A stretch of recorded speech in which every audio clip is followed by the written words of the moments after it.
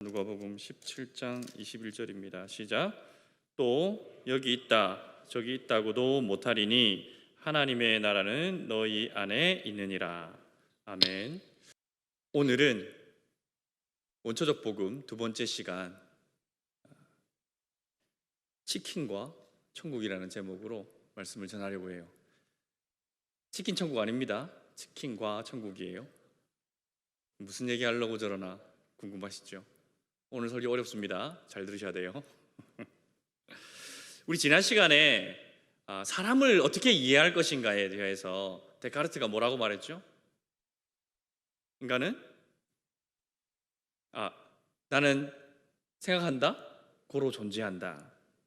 그래서 인간에 대한 이해 중 대표적인 것이 생각하는 존재로서의 인간이라고 말씀드렸죠. 인간은 생각하는 동물이다.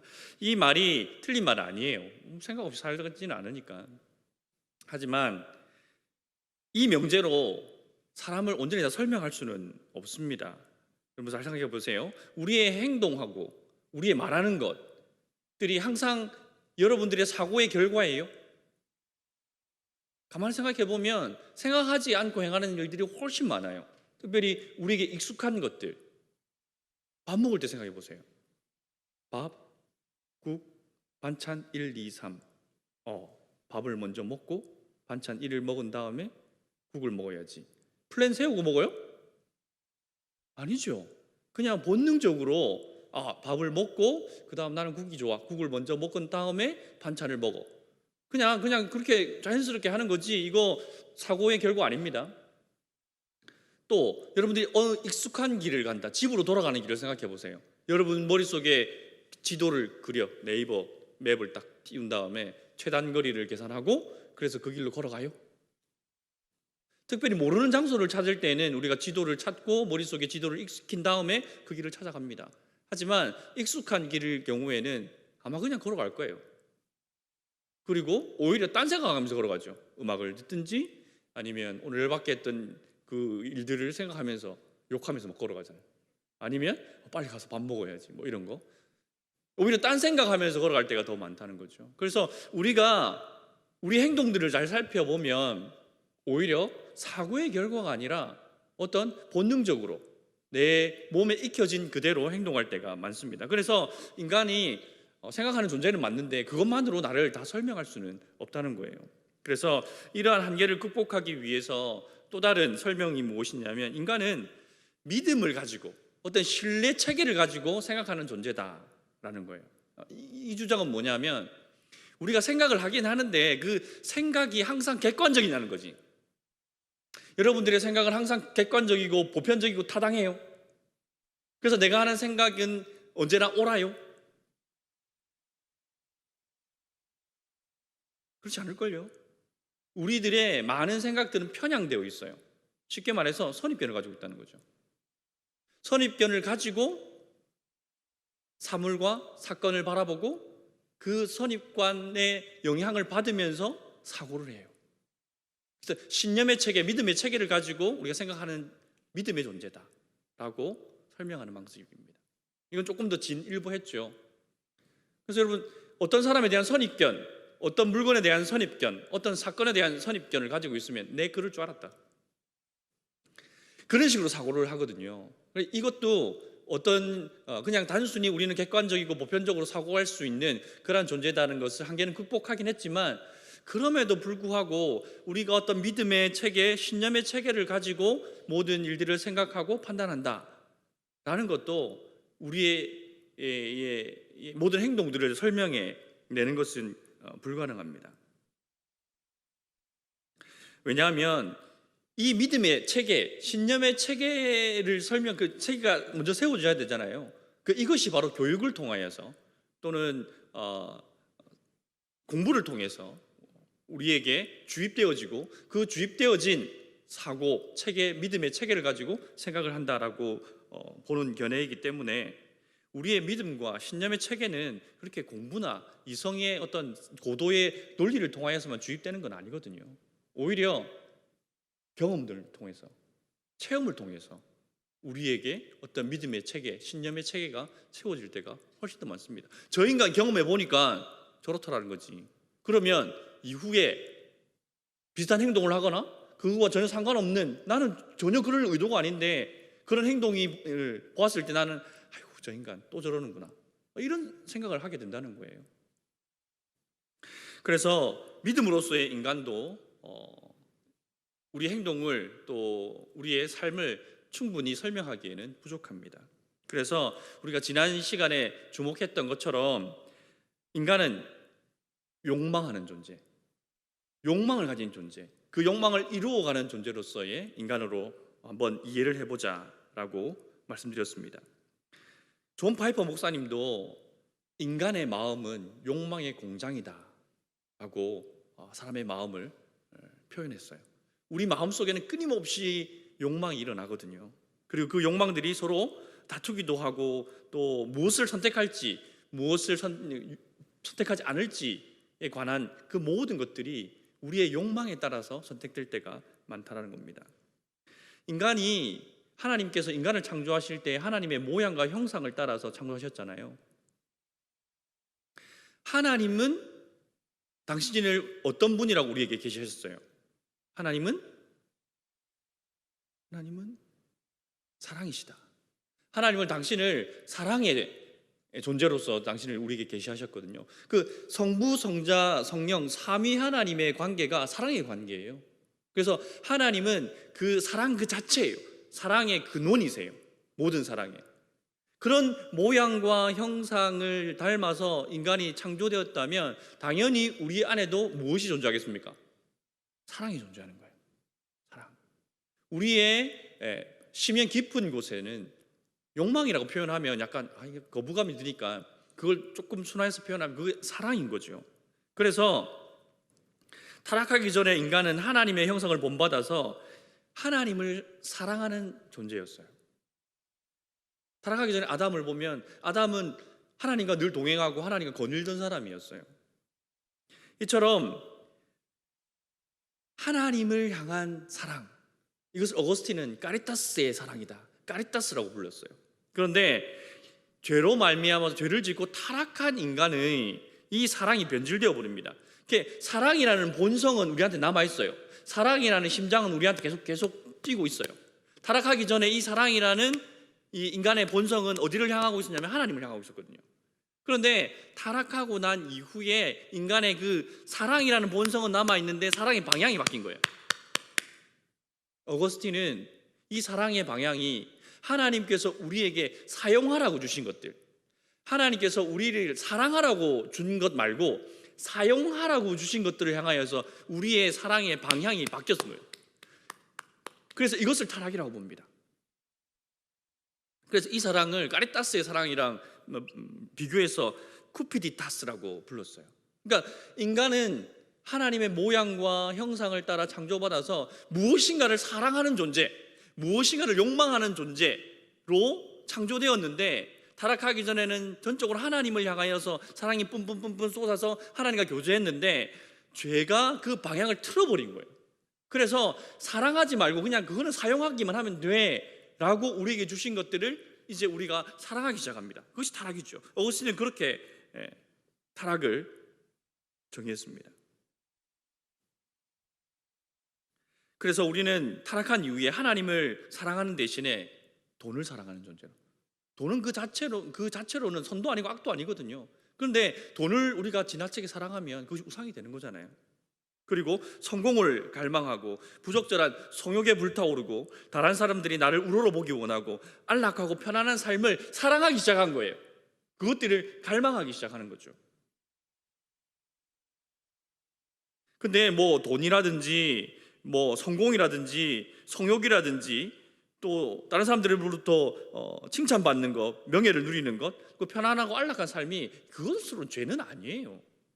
우리가 그리스도인들은 절대 추구하지 말아야 될 것은 아닌 거죠. 그럼 돈 없이 살 수 있습니까? 돈이 있어 살죠.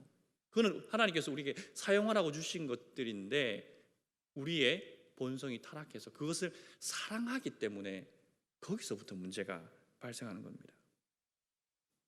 근데 여러분 잘 생각해 보세요. 여러분들이 사랑하는 게 있어요. 여러분이 사랑하는 대상, 사랑하는 사람, 사랑하는 어떤 일들, 사건들이 있어요. 그 사랑하는 사건들을 그냥 이렇게 가만히 바라보고 있어요? 내 저 사랑하는 거 저기 있네. 잘 있네. 안녕. 이러고 있어요? 아니죠. 사랑하는 존재, 사랑하는 대상을 향해서 어떻게 해요? 다가가는 거예요. 접근해요. 인간의 욕망이 움직이는 방식이거든요. 우리가 행동하는 방식이 이런 거예요. 내가 사랑하는 것이 저기 있으면 그 대상을 향하여서 우리는 계속해서 접근하고 다가갑니다. 그 욕망이 우리를 움직이는 거예요. 우리가 하나님을 사랑하면 어떻게 될까요? 하나님을 향해 계속 나아가는 거예요. 하나님을 더 가까이, 더 가까이. 그런데 하나님이 아닌 다른 것들을 사랑하면 그 다른 것들을 향하여서 우리가 움직이기 시작합니다. 그래서 우리의 욕망은 어떤 지향성을 가지게 됩니다. 그냥 가만히 있지 않아요. 욕망은 우리를 움직이게 만들고 그것을 지향하게 하고 그것을 바라보게 하고 그것을 갈망하게 만든다고요. 그게 욕망의 본질이죠.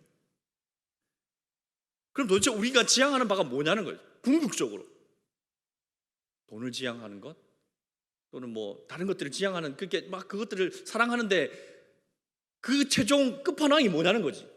돈을 사랑해서 뭐 어떻게 하겠다고? 돈 사랑해서 뭐 어떻게 할 거고 뭐 어떻게 하고 싶은데 뭐라는 거 아닙니다.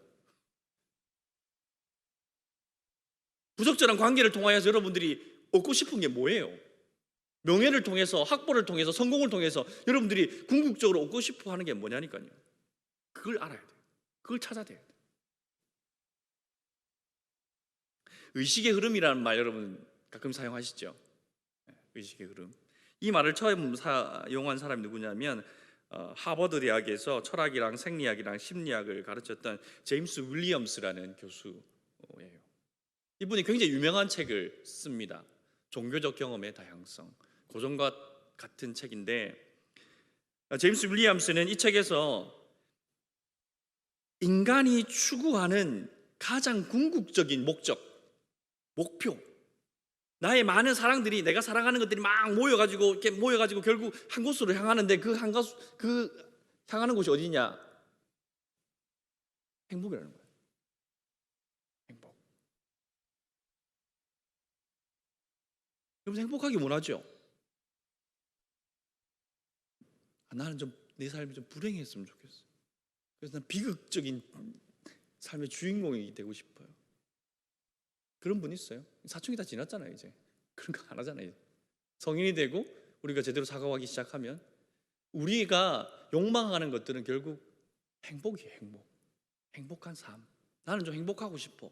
그래서 돈이 있으면 행복할 수 있을 것 같고 계속 행복할 수 있을 것 같고 또 어떤 관계를 통해서 행복해질 수 있을 것 같고 내가 성공하면 행복해질 수 있을 것 같고 아무도 나한테 함부로 내가 한 말에 대하여서 노라고 대답할 수 없는 그런 큰 권위, 명예가 있으면 행복할 것 같고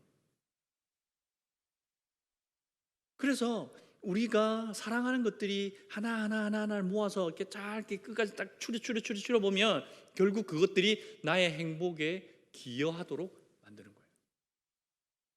결국 우리의 욕망은 무엇을 향하는 거예요? 나의 행복을 추구하게 합니다. 행복한 삶을 향해서. 아무리 여러분 흉악한 범죄자라고 해서 요즘 욕먹는 사람, 국민들에게 공분을 사고 욕먹는 사람들 많잖아요. 그런 사람들이 나는 불행했으면 좋겠어. 그래서 난 이 범죄를 저지를 거야. 했을까요? 아닐걸요. 그 범죄가 자기의 행복을 기여한다고 생각했어요. 그러니까 그 범죄를 통하여서 자기의 행복을 채우려고 했던 것이죠. 그래서 우리의 인간의 가장 깊은 심연에는 이 행복을 향한 갈망이 있어요. 그리고 그 행복을 향하여서 우리는 다가갑니다. 사랑을 통하여서 어떤 것을 사랑하고 무엇을 사랑하고 누군가를 사랑하고 그 사랑을 통하여서 그 행복에 점점 다가가는 것, 그것들을 통하여서 우리의 행동들을 거의 대부분 설명할 수 있습니다. 돈도 명예도 성도 건강도 편안하고 안락한 상태도 결국 나의 행복에 기여할 것이라고 생각하니까 우리가 그것들을 사랑하는 거거든요. 그리고 극단적으로 가면 더 이상 이 세상에서 나를 행복하게 만들어 줄 것이 없어. 라는 생각이 들면 마지막 선택하는 게 뭘까요? 네, 자살 선택하는 거예요. 더 이상 이 세상에서 내 삶을 통하여서는 내 행복이 실현될 가능성이 제로야. 그러면 어떻게 해요? 내 생명을 스스로 끊어서 마지막 최종적인 고통을 제거함으로써 결국 그것이 나의 행복에 기여할 거라는 확신이 있으면 그렇게 자기 생명도 던지는 겁니다. 그래서 여러분, 행복에 대하여서 어떤 그림을 가지고 있는가가 굉장히 중요해집니다. 이란처럼 행복에 대한 인간적인 갈망은 생존 욕구보다 더 강력한 거예요. 더 강렬해요. 그리고 그런 행복한 삶을 실현하기 위해서 우리는 끊임없이 부단히 사랑을 통하여서 노력하기 때문에 어떠한 행복의 그림을 그리고 있는가가 우리의 삶의 방향을 결정합니다. 그렇다면 지금 내 속에, 여러분들 속에 있는 행복한 삶에 대한 전망, 행복한 삶에 대한 청사진은 어떻게 그려질까요? 어떤 그림을 그리고 있어요? 행복한 삶에 대한 좋은 책을 읽으면 그 책을 통하여서 행복한 삶에 대한 청사진을 그릴 수 있을까요? 도움은 될 수 있겠죠. 근데 여러분, 연애가 글로 배운다고 됩니까? 안 되잖아요. 이건 분명히 한계가 있어요. 행복에 대한 그림, 행복에 대한 전망도 이 책을 통하여서, 공부를 통하여서 익혀지는 것이 아닙니다. 전혀 기여하지 못하는 것은 아니지만 그것이 전적으로 중심은 아닌 거죠. 행복에 대한 우리의 전망은 우리의 다양한 경험과 체험을 통하여서 그려지기 시작합니다.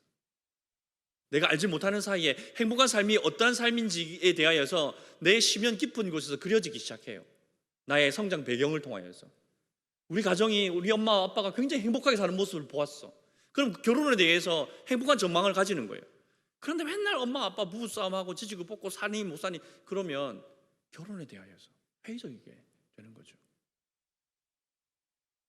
공부를 통하여서, 교육을 통하여서 행복에 대한 전망이 우리 속에 그려지는 것이 아니라 우리의 체험과 경험을 통하여서 보고, 듣고, 느끼고, 냄새 맡고, 맛보는 것을 통하여서 우리도 모르는 사이에 행복에 대한 전망들이 그려지기 시작합니다.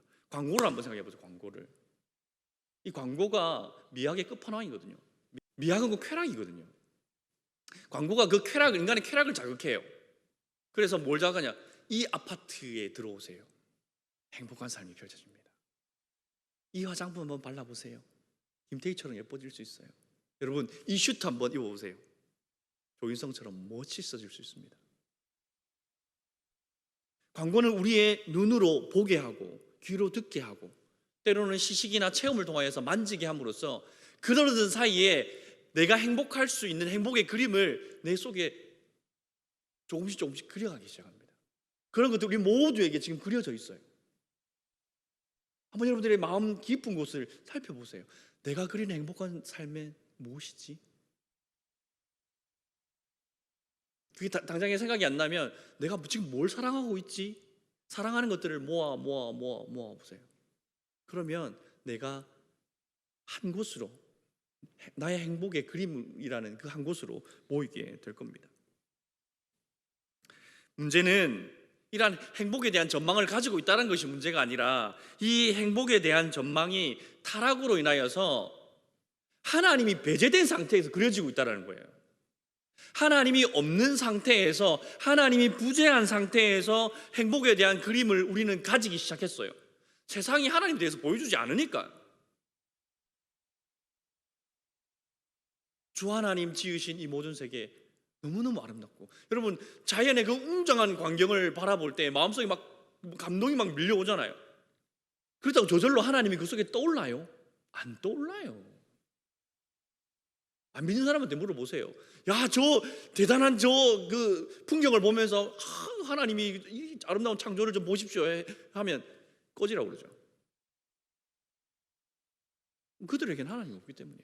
하나님이 배제된 가운데, 하나님이 부재한 가운데 우리의 행복에 대한 전망, 행복에 대한 청사진이 그려지고, 그래서 그 그려진 청사진을 이루기 위해서 우리는 우리의 사랑을 그곳으로 집중해서 그 행복을 이루는데 계속해서 접근해 가고 있는 겁니다. 근데 오늘 말씀에서 예수님이 천국이 어디에 있다고 말씀하십니까? 하나님의 나라가 어디에 있다고 말씀하세요? 하나님의 나라는 여기 있다 저기 있다 할 것이 아니고 너희 안에 있다라고 하나님 말씀하시잖아요. 예수님 말씀하시잖아요. 자, 이게 얼마나 중요한 말씀이냐면, 하나님이 없이, 하나님이 부재한 상태에서 행복에 대한 그림을 그리고 행복에 대한 사진을 가지고 있던 우리에게 예수님이 복음을 통하여서 천국이라는 새로운 청사진을, 행복에 대한 새로운 전망을 우리에게 쑥 집어넣어 주셨어요. 그래서 우리는 복음 안에서 천국을 누리고, 그 복음을 듣고 이 땅에서 천국을 맛보게 하시고, 또 온전한 하나님의 나라가 임하면 어떻게 될까를 상상하게 만드셨어요. 지금은 천국이 임하긴 하지만 온전하게 임하진 않은 상태거든요. 아직이에요. 이미 임하였지만 아직 완성되지 않은, 우리 그 중간 상태에 놓여 있는데, 하나님께서 그 천국을 우리 마음 가운데, 우리 속에 집어넣으셨다. 우리 심연 깊은 곳에 천국의 청사진, 천국을 향한 전망을 우리 가운데 심어 놓으셨어요. 그래서 우리는 가끔씩 그 천국의 맛을 볼 수 있어요. 그리고 그러한 천국을 맛보는 것들이, 맛보았을 때, 이렇게 아직 완성되지 않았는데도 이렇게 좋은 거라면, 와, 예수님이 이 땅에 재림하셔가지고 이 땅에 천국이 온전히 이루어지면 얼마나 좋을까 라는 갈망을 가질 수 있게 하셨어요. 천국이 우리 안에 임하였다라는 것은 행복할 수 있는 우리의 최고의 행복, 그리고 참된 행복의 청사진을 하나님께서 우리 속에 심어 놓으셨다라는 것에 큰 의미가 있는 것입니다. 예수님을 영접한 성도들은 이러한 경험들을 했어요. 예수님이 내 안에, 내가 예수님 안에 거하실 때, 하나님의 나라는 그 예수 그리스도 자체거든요. 예수 그리스도께서 내 안에 계실 때에 여러분 행복감을 느끼지 않으셨나요?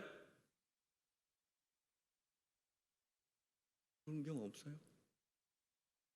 예수님이 내 안에 계신 것 같아. 하나님의 말씀이 내 마음을 막 감동시키고 내 마음을 뛰게 하고, 염려와 불안과 걱정들이 막 쏟아져 내가 말라 죽을 것 같은데, 정말 담비와 같은 하나님의 말씀이 내 속에 한 방울 떨어졌을 때, 그 말씀을 붙잡았을 때에 내 마음속에 하나님의 나라가 임하는 것을 여러분 경험해 보신 적 있잖아요.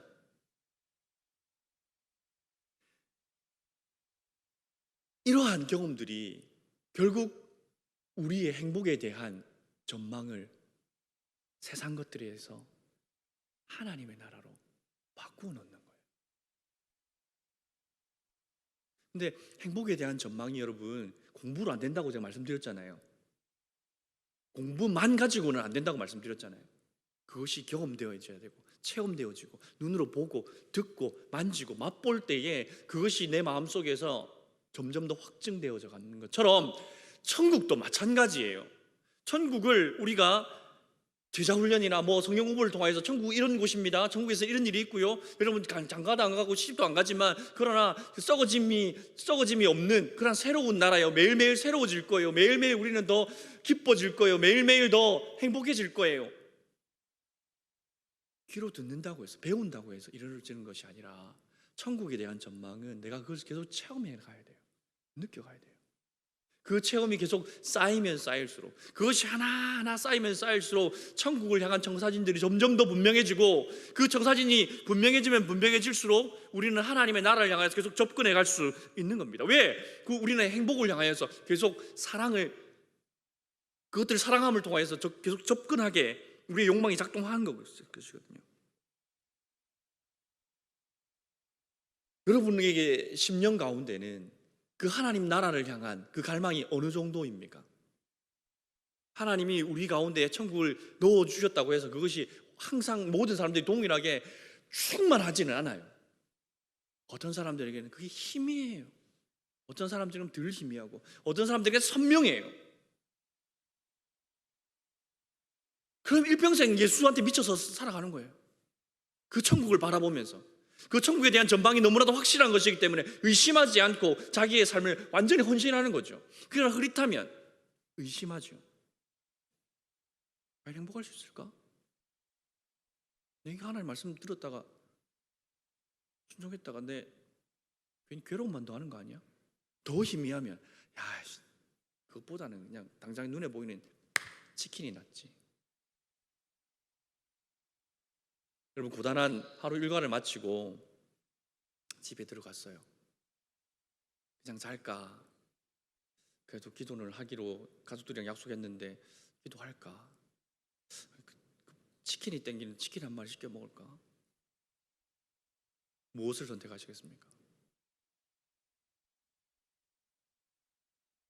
하루를 마감하고 하나님과 개인적인 기도와 만남을 통하여서 하루에 있었던 일에 대해서 하나님께 아뢰고 그것이 왜 나에게 일어나는지를 하나님으로부터 듣고 이게 이런 일이었구나.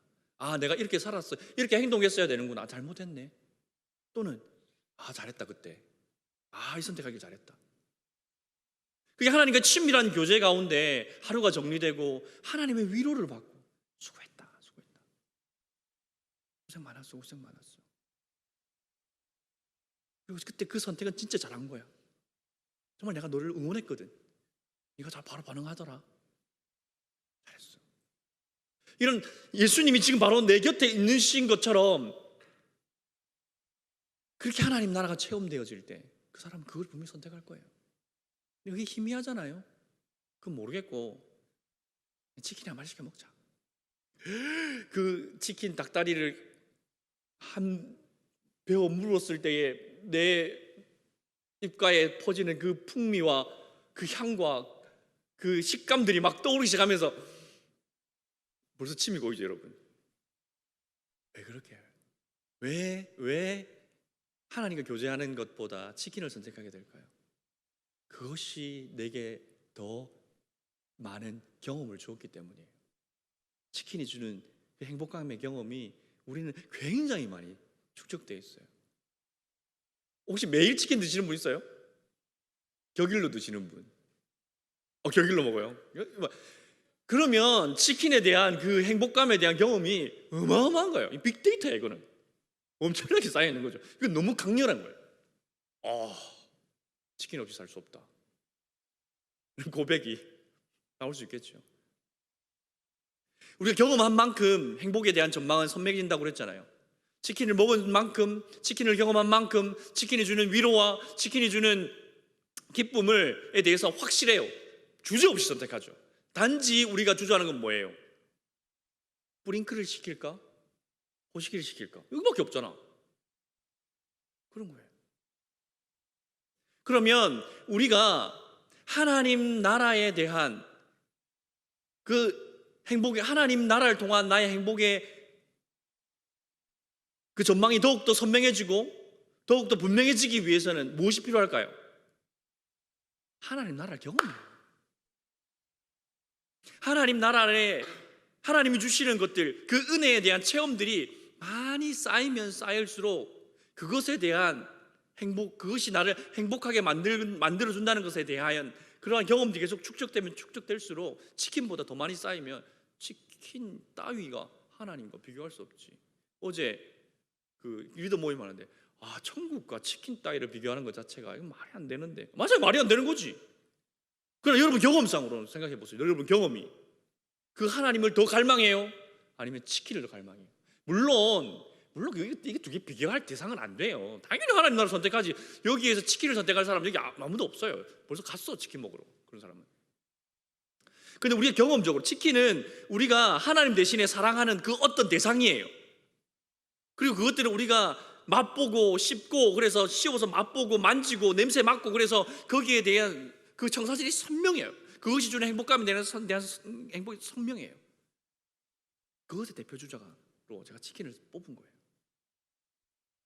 다른 사람들은 다른 것이겠죠. 여러분 각자에게 여러분들에게 100% 행복감을 주는 보상해주는 무언가가 있을 거예요. 뭡니까? 뭐예요? 그 하나님으로부터 온 거예요? 아니에요. 그러면 바꿔야죠. 방향을 바꿔야 돼요. 까리따스의 방향으로, 하나님을 향한 사랑의 방향으로 다시 전환시켜야 합니다. 시편 34편 8절 말씀에, 좀 졸릴 수도 있으니까 우리 다 같이 읽어봅시다. 시작.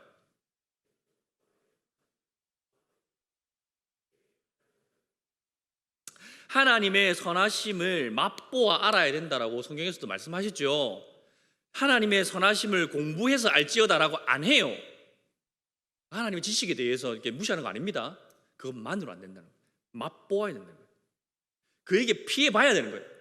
하나님 앞에 하나님의 하나님께로 피해본 사람은, 하나님께로 피해본 사람은 그렇게 하나님께로 갔을 때에 하나님께서 나를 어떻게 위로하시고 어떻게 나를 보호해 주시는가를 경험해서 맛보아하는 거예요.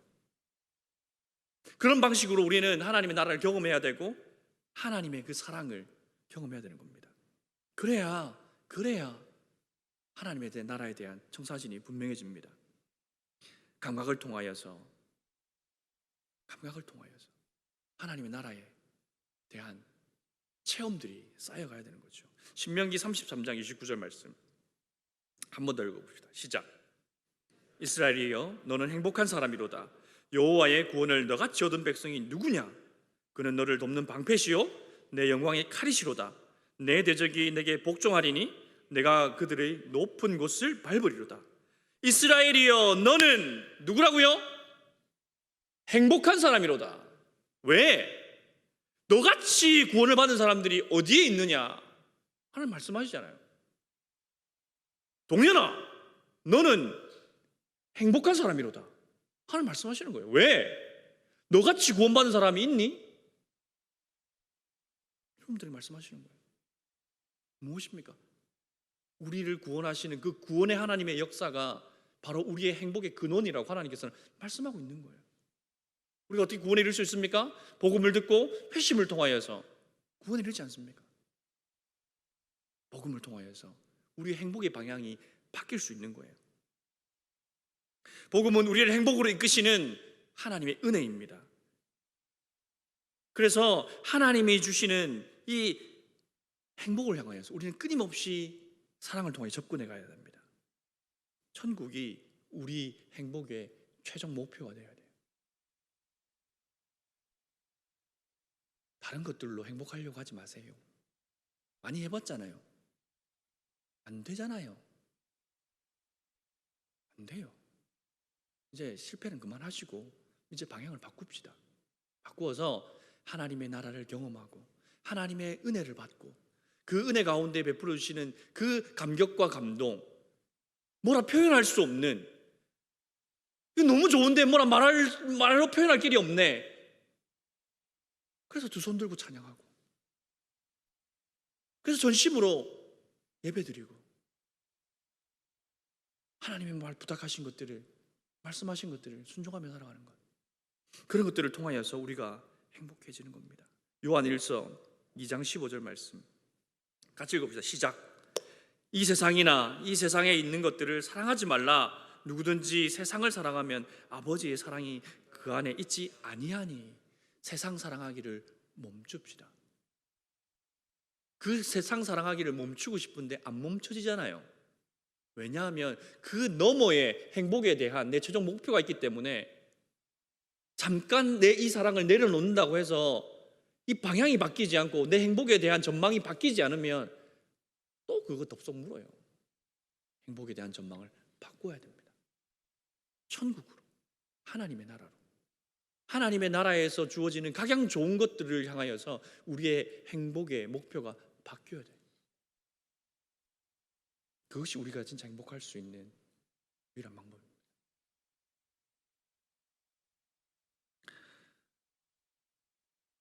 성경은 믿음을 사랑으로서 역사하는 믿음이라고 말씀하고 있어요. 믿음도 사랑을 통하여서 역사합니다. 믿음을 가진 우리가 그 사랑으로서 하나님께 나아가야 되는 것이죠. 그러니 복음을 통하여서, 구원을 통하여서 천국을 맛보아 알게 되시기를 축복합니다. 그래서 그 천국을 맛보고 그 천국을 계속 갈망하며 내 행복이 저기에 있음을 믿고 걸어가세요. 그러면 이스라엘이여 너는 행복자로다 라고 선포하신 하나님의 그 말씀이 여러분들 삶 가운데 임하실 것입니다. 함께 기도합시다.